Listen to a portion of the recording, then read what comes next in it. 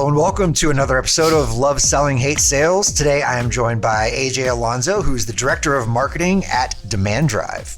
AJ, thanks for joining the show. Thanks for having me. I'm excited. I'm looking forward to talking, about how much I love sales but hate selling. No, I'm kidding. Hey, wait a minute. That's my line. Awesome. Well, listen, I know you are an expert in the SDR function, which I think gets a lot of heat in the social medias these days, especially on LinkedIn. Yeah, for sure. I mean, there's just so many people have such polarized opinions about it. So we're going to kick off with one of my polarized opinions about it, and I'm going to let you tell me what you think, right? My biggest fundamental problem with the SDR function is that you're asking the people with the least experience to call on people with the most experience. Mm-hmm. And that's it. And you're right. Like it is a problem in a lot of organizations because I think you're right. You have the most juniored person fresh out of college. You give them like a week of sales training and you say, hey, go call CROs and pitch our product. Okay, sure. And like 4 to 5 years ago, it worked, which is crazy to think about, that you could have someone with minimal experience, minimal understanding of how you really help somebody and convince someone of that stature to take a meeting. It was just a volume-based approach. And so before you go too much further into that, it worked. Like, let's even pause on it worked. Yeah. What worked?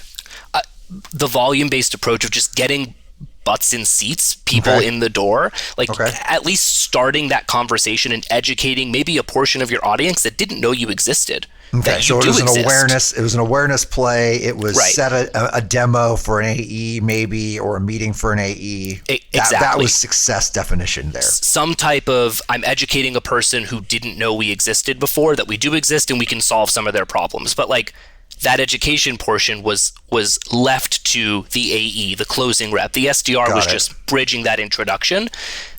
Now, that's not, I guess, expected anymore. Okay. And what I see a lot of is SDRs that take that next step, and they are doing more of the education around not feature function, but hey, this is how I think we can help you, right? Like, I am more of a subject matter expertise on what I do. You know what you do. Let's meet somewhere in the middle. I think we can help you with this. Please confirm my hypothesis.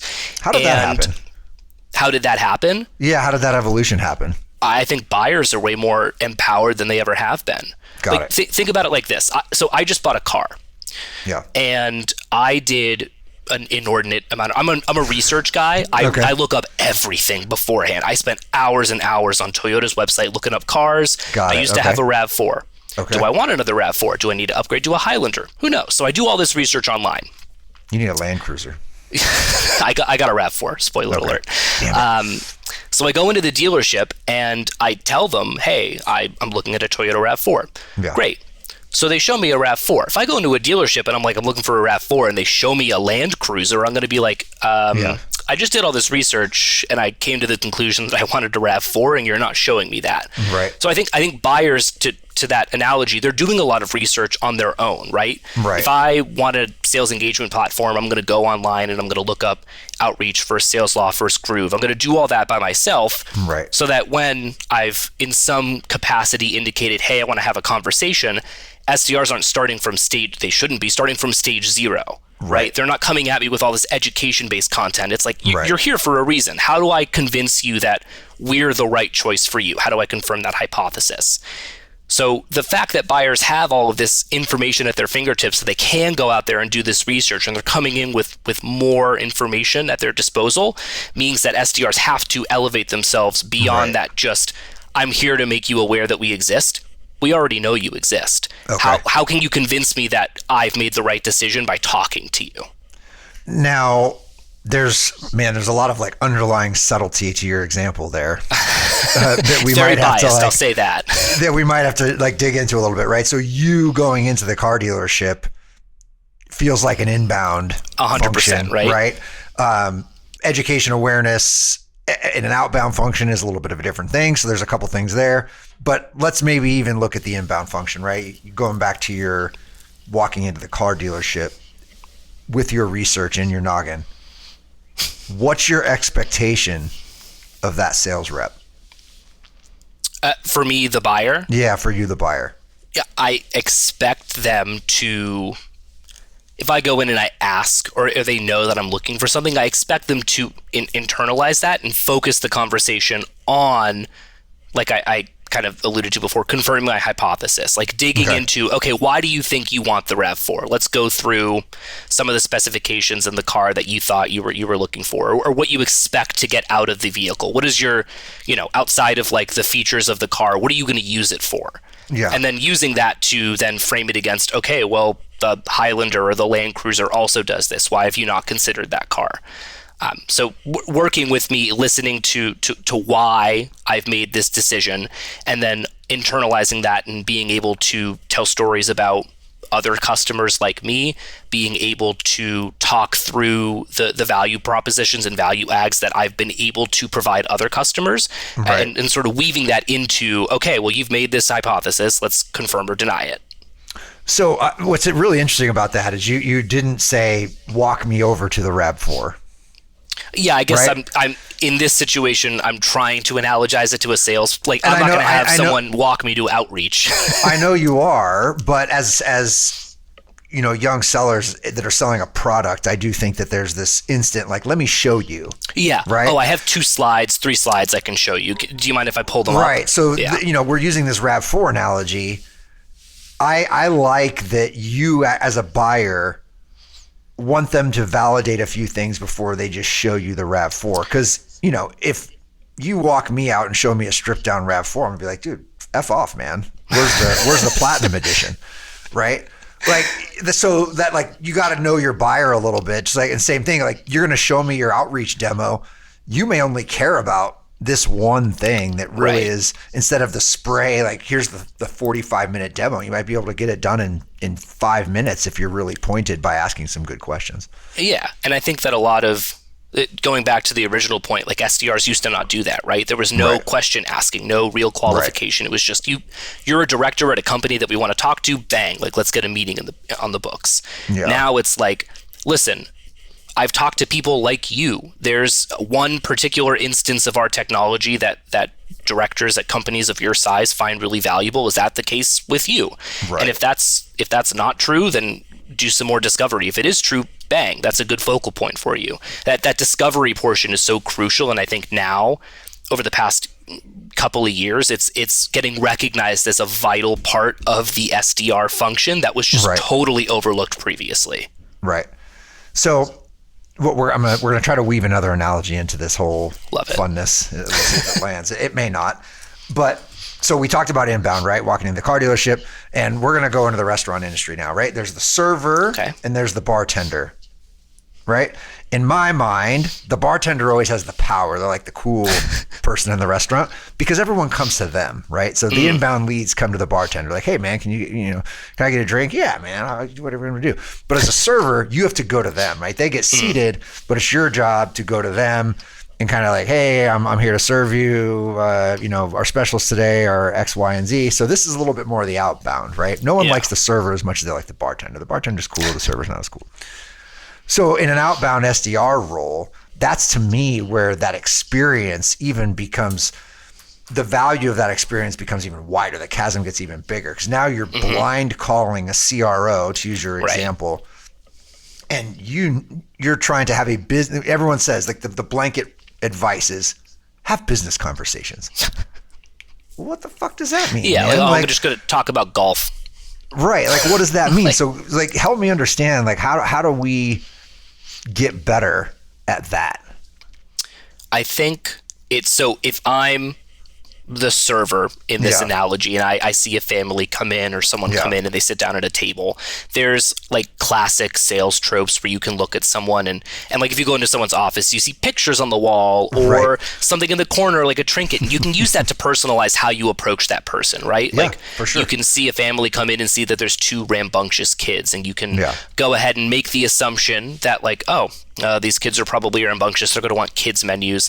Let me go ahead and see if that's the case with the parents at the table. Bring the crayons. Yeah. the dough that they can play with at a pizza restaurant. Yeah, there you go. Same situation with SDRs who are reaching out. You have to understand like why you're reaching out to somebody. There's an inherent like eyeball tests that you can do when you look at someone's title, the company that they work at, some basic information about that organization to really understand and like piece together, why would this person want to talk with me? What value can I bring them?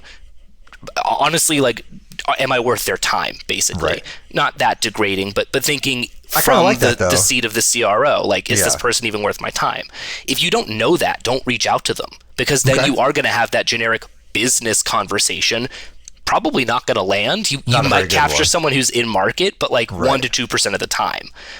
I think SDRs need to have that knowledge in the back of their mind. Like, this person looks like someone we've worked with. The persona falls into this area that we know we play really well in.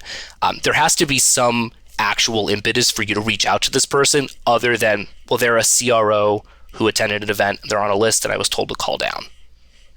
Okay, so this is good. So pre-show, we talked a little bit about the sweet spot for your business, right? And it's helping the SDR function a lot of times in that Series A where it needs to get serious, right? We've identified what our customers look like. We've proven that we can acquire them in some sort of repeatable way.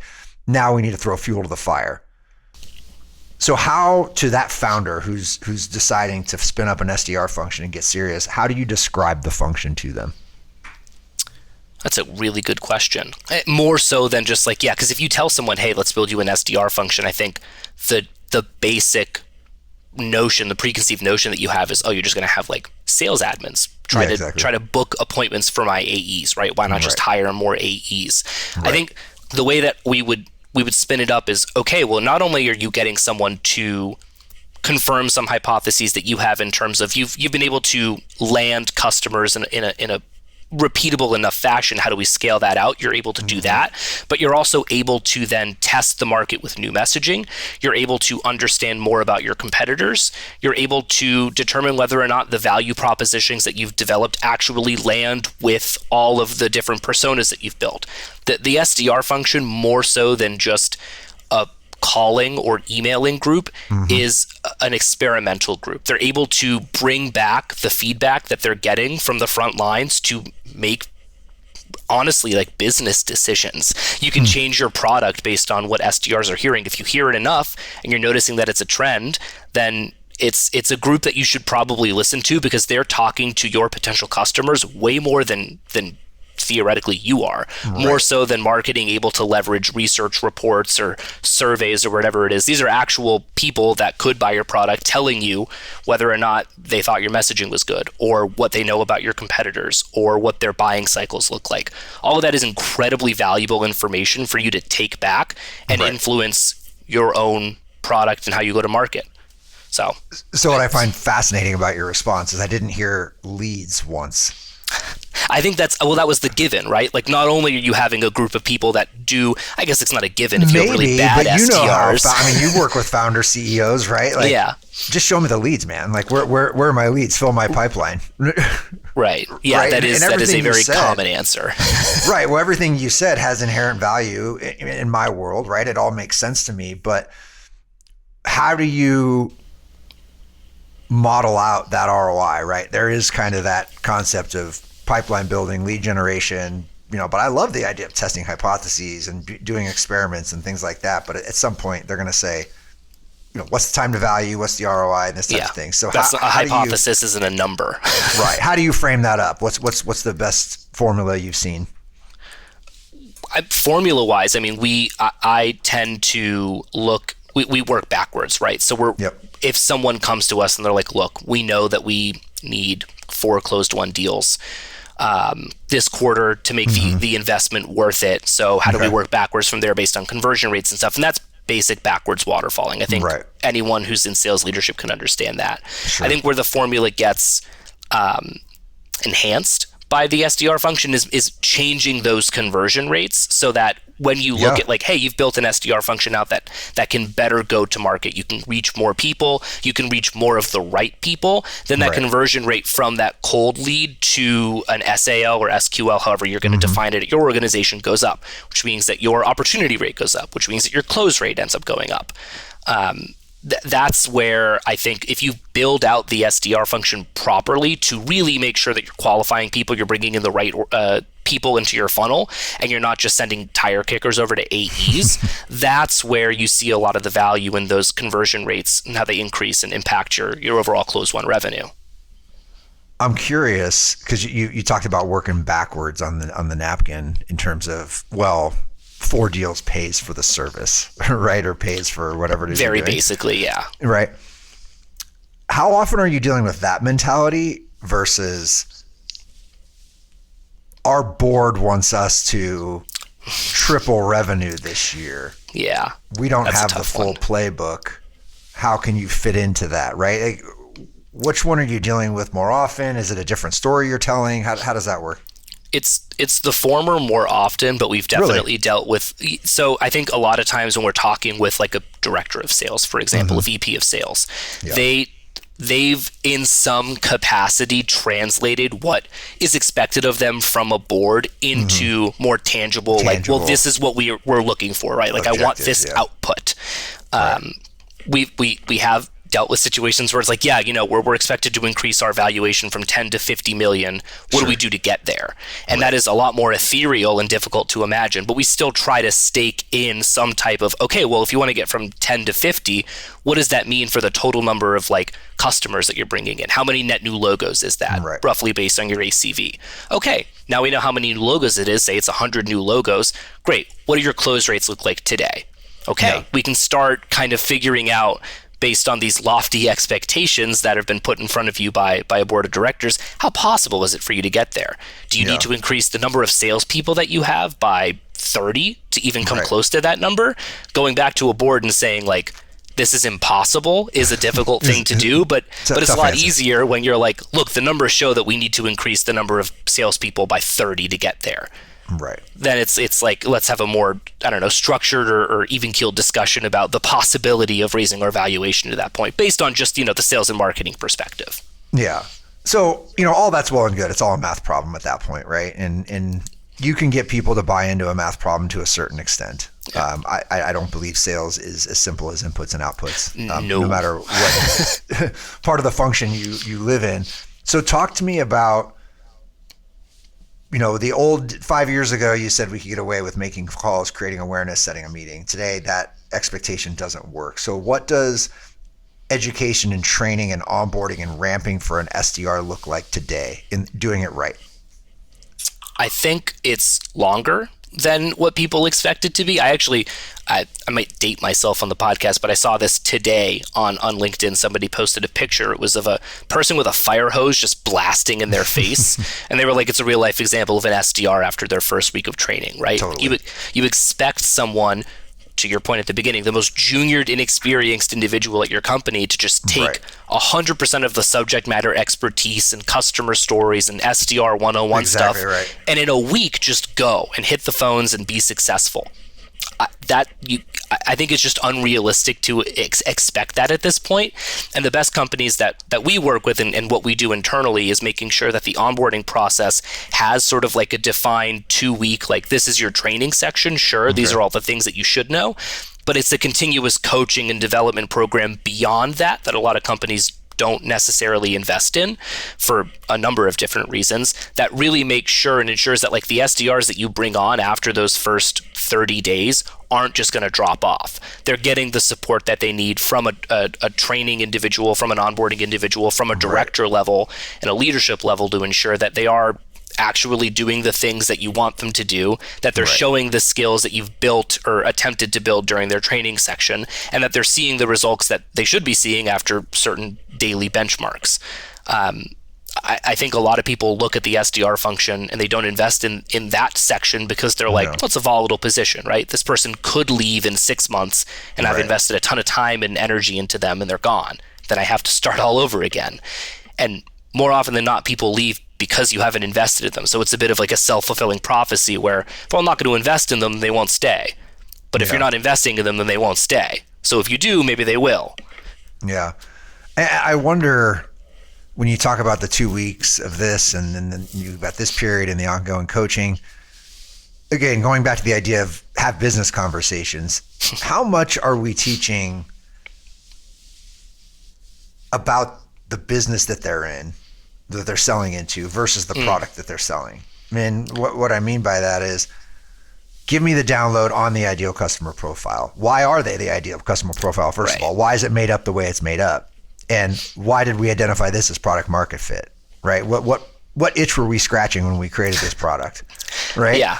That type of thing. So how deep do you feel you go there versus just product onboarding? Because I think the product is less important than the ability to understand the market and the market dynamics. You're 100% right. And I think you have to have a base understanding of like what you do, right? Like if I'm selling a software and I don't know what the software does, I'm going to look like a fool on all the calls. So at least some base level idea. But I do think, I don't have a direct split. I would say probably 70-30 in terms of like the itch you wanted to scratch. The 70% of that should be customer stories. It should be really understanding like, why do we exist?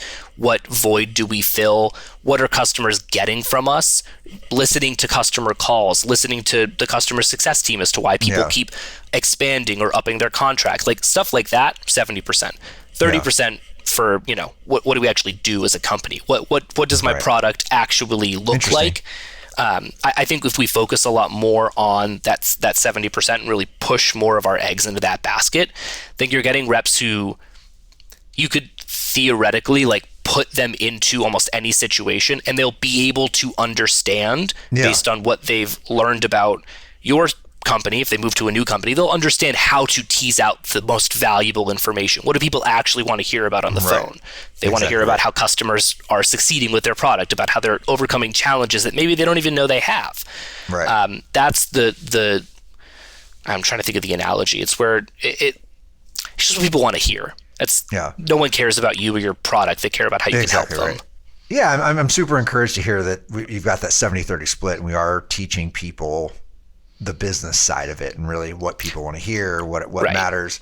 So if you take that a step further and we think about the SDR function and the perceptions of it, at least in my mind, and I know a lot of sales leadership and people who might be hiring sales SDR for the first time, is just this volume game, right? Of just more activity. Does that shift in upfront training then lead to a shift in expectations in terms of focus on quality versus just making 100 dials and sending 5,000 emails? It should, right? Like you should, if you're preaching all of this stuff around quality, around personalization, around research, around making sure that you get the right people in the funnel, and then you still say, okay, well, bang the phones and give me 100 dials today. You're like telling reps that you want one thing, but then actually getting them to do another. And I think a lot of it goes back to how we hire SDRs, because more often than not, companies are saying that they want critical thinkers, they want empathy, they want reps who are creative and curious, and they have this growth mindset. And then they go out and they look for resilient SDRs who can make 100 dials a day and have a super thick skin, and they're hyper competitive.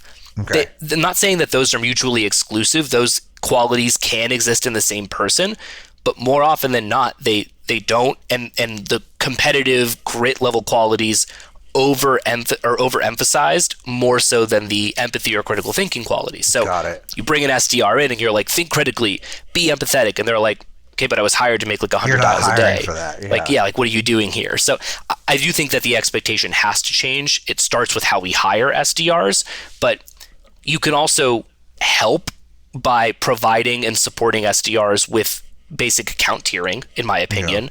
Something that I, as an SDR, used successfully, and something we teach today is making sure that, like, you know, you have enough target accounts to make sure you're doing the right work on, but you also have enough not target accounts, sort of those reservoir lists, that you can do a more volume-based approach. So you get a little bit of the best of both worlds, but you at least get your SDRs to focus on the accounts that matter and putting the most time into those, but also being able to have a volume-based approach when needed. The two can live together. There's always this quality versus quantity debate. They don't have to. They can coexist, I guess is what I'm trying to say. I like that. You just need to know how to budget your time and the energy and effort of your SDR to hit both. Got it. So do you think the hiring disconnect is a function of, as the profession has matured, the perception of it hasn't? That's a really good way to put it. I think that, and not so subtle plug for my show, Yeah, Unsubscribe, please. the demandDrive podcast. We actually just had someone on who talked about, it was funny. He was an SDR, rose up the ranks to an AE, director of sales, VP of sales, but he always looked at his time as an SDR as like, yeah, it was just like an SDR. All of us were SDRs at one point if we're VPs of sales.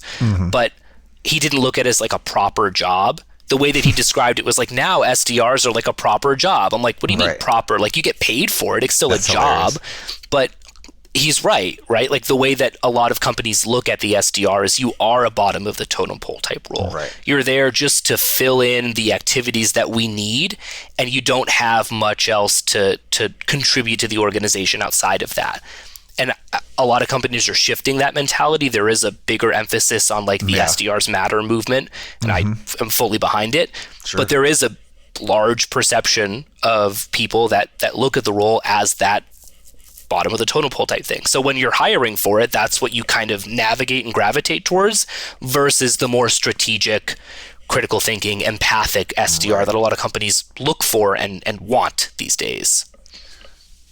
So we talked at the top of the show a little bit about just the heat that the SDR function is taking, social in general, things like that.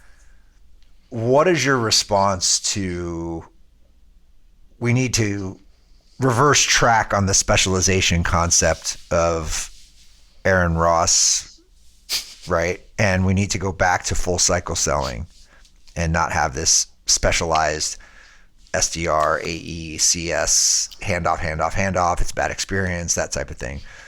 How do you view that? I think it depends on the industry, the company that you're at. Like, there's definitely some organizations that you don't need an SDR. Like, if you sell a transactional product and you can get someone to just give you a credit card over the phone, I don't really think that, like, you totally depends on the organization, but like SDRs might not be the best fit for you. Right. I think you have to look at what you're expecting of your sales team, what your overall kind of like goals are, success metrics, what those look like, and then trying to understand whether or not you can invest in a higher paid full cycle sales rep and bringing more of those people on to hit the goals that you have, or if it makes sense to supplement that with a well built out SDR function, which is cheaper than bringing on AEs, but still provides you the opportunity to not only fill up your funnel, but also do a lot of the other stuff that I talked about before in terms of confirming hypotheses, changing your go-to-market strategy. Like, do you need SDRs? Does anyone need SDRs? No, you need a salesperson. But if you want to mature your organization in a way that allows you to scale faster or grow in different directions, I think the SDR function is the best group to help you do that. Very cool. So I'm curious, we talked a little bit about, the early stage companies adding an SDR function for possibly the first time scaling. What are your views on the SDR function in the enterprise? How should it function? Where does it work well? Where does it not work?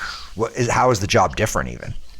It is very different. I think within enterprise accounts, there are like tons and tons of stakeholders, right? You sometimes have 30 people who are making a collective decision to end up working with you, whereas SDRs might work with 2 people.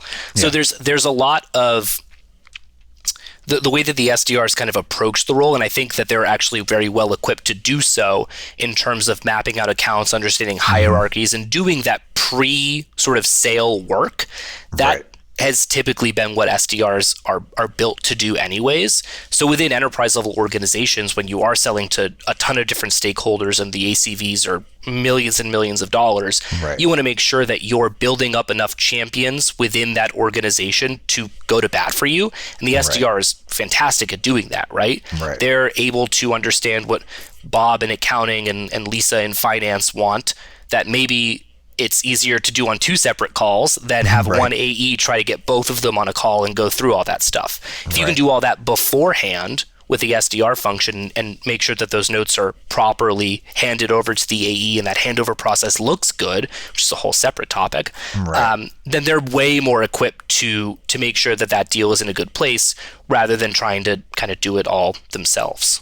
Got it.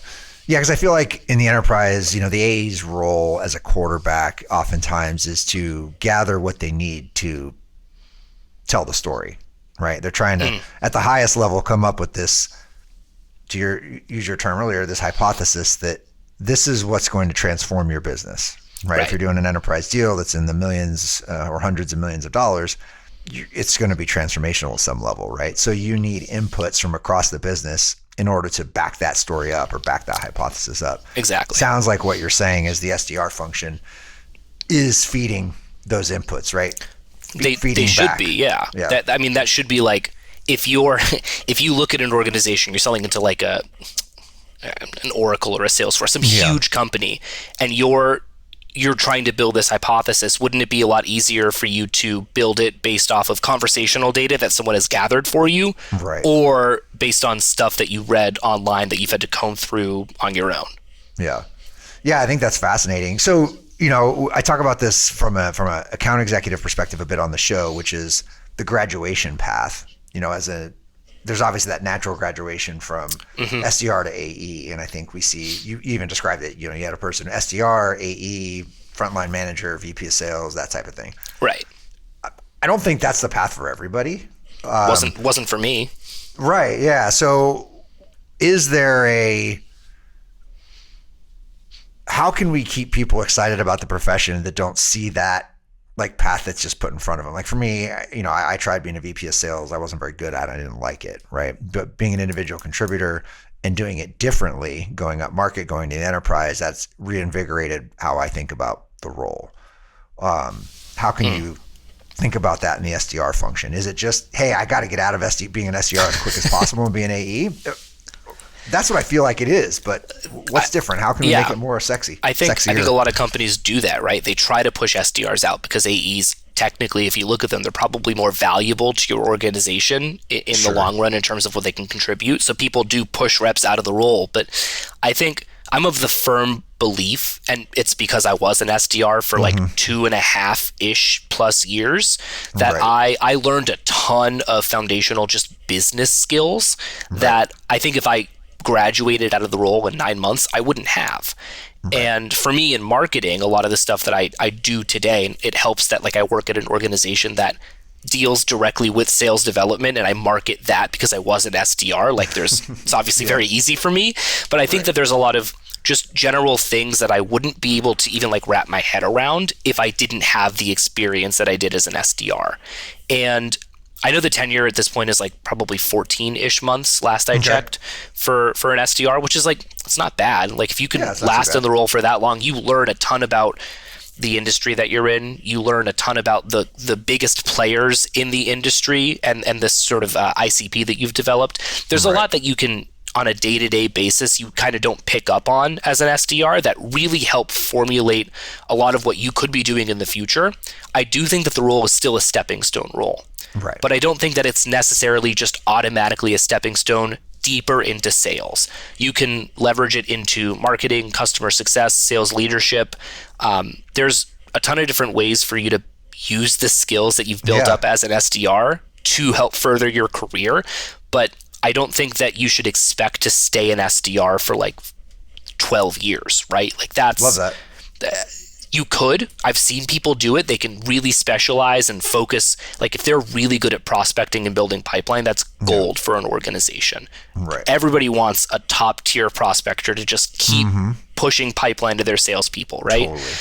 But like you said, it can get stale. If you can last that long, you can build up a ton of skill. You can gain some serious credibility, and you can be a very integral part to your company as that role.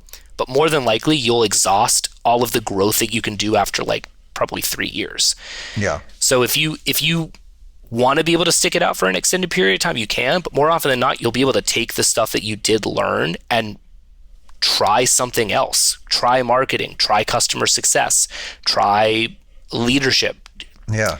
Trying to think, there's a bunch of different ways that you can take it. I love those tentacles. That's great. Yeah. So that's a good way to put it. Tentacles. Oh man, I love that. Yeah, no, I dig it. I think it's great to have, different paths that people should be able to think about, right? And think about their career in different ways. Because, if you think about the profile of a young person coming out and this being a first job in a lot of cases, not always, but in a lot of cases, it's good to know that it has those branches that you can go off into and potentially open other doors. one path that you're expected to go down. Like you've signed yourself up for the rest of your career by accepting this job. That's absolutely not the case. Exactly right. So give people some benchmarks. Like what should expectations be in terms of entry-level SDR? What kind of money could they expect to make if you're a freaking, baller and you're awesome at it and you're, towards the latter part of graduation? What's the high end look like? What do some of those benchmarks look like for the SDR?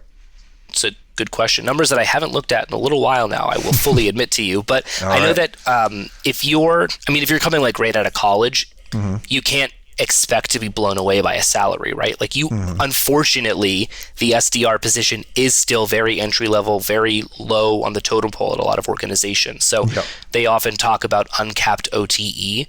You could expect to make like, depending on where you live, anywhere from like $45,000 to $60,000 a year in base salary. But like really, it's kind of up to you in terms of how much you actually do make based on your comp structure. If it is just based on the amount of meetings that you book, or if it's based on the amount of opportunities you create, and you have some type of kickback for closed won stuff, like you can make a ton of money as an SDR. We've had reps internally that have made over $100,000 a year as an SDR. Very, very attractive. Which is great. That sounds amazing, right? Yeah.